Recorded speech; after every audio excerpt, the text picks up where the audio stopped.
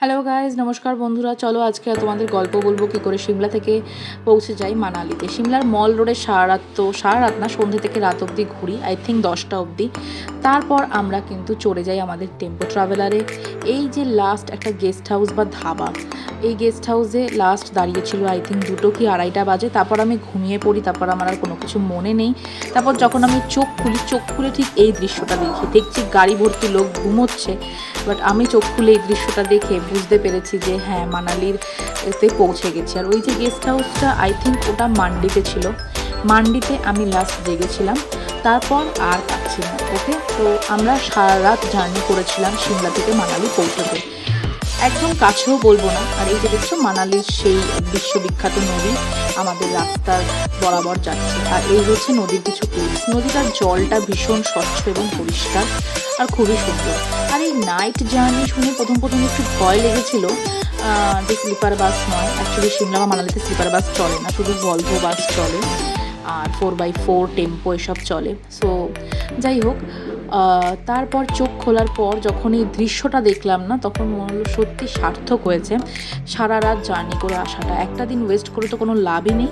সিমলা থেকে মানালিতে একদম পৌঁছে গেছি আর মানালিতে ঢুকেও পড়েছি। আর দেখতেই পাচ্ছ দূরে একদম সূর্যের কিরণটা পাহাড়ের ওপর পড়ছে। হ্যাঁ, একদম সানরাইজ পুরোপুরি প্রপার দেখতে পারিনি, বাট বুঝতে পারছি কোথাও একটা সানরাইজ হয়েছে, সেখান থেকে সূর্যের কিরণ সেই দূরে বরফ ঢাকা পাহাড় আর তার আশেপাশে বরফ না থাকা পাহাড়গুলোতেও পড়েছে। ভীষণ সুন্দর একটা দৃশ্য। আর নাইট জার্নি জিনিসটা আমাকে ছোটোবেলা থেকে ভীষণ ফ্যাসিনেট করে, কারণ আমার ছোটোবেলা থেকে অভ্যাস আছে এরকম বাসে ট্রাভেল করা বা নাইট জার্নি করা। তো শেষমেশ অনেক খেটে খুঁটে মানে সারা রাত জার্নি করে আমরা তো কিছু খাটিয়ে নিই। আমরা পৌঁছতে মানে মানালি হোটেলে দা কনিফার। এখানে আমরা ব্রেকফাস্ট করবো অ্যান্ড ব্রেকফাস্ট করে দেন আমরা বেরোবো সাইট সিন করতে। Okay, no rest after night journey. ব্রেকফাস্টটা একদম হেভি ব্রেকফাস্ট, যাকে বলে পুরি ছিল, মটর বা ঘুগনি ছিল, আর ছিল স্যান্ডউইচ, আর ছিল বয়েলড এগ, আর কি ছিল চা বা কফির মধ্যে যে কোনো একটা তুমি নিতেই পারো। আর ছিল ভার্মিসেলি উত্তাপাম, যেটাকে আই থিঙ্ক বলে হচ্ছে তোমার সিমনি দিয়ে উত্তাপাম বানিয়েছে বা কিছু বানিয়েছে। বাট আমার মনে হয়েছিল যে ওটা সেই ছোটোবেলার যে চাউমিন দিত মা, সেরকম। এই যে ভার্মিসেলি ইটস উপমা।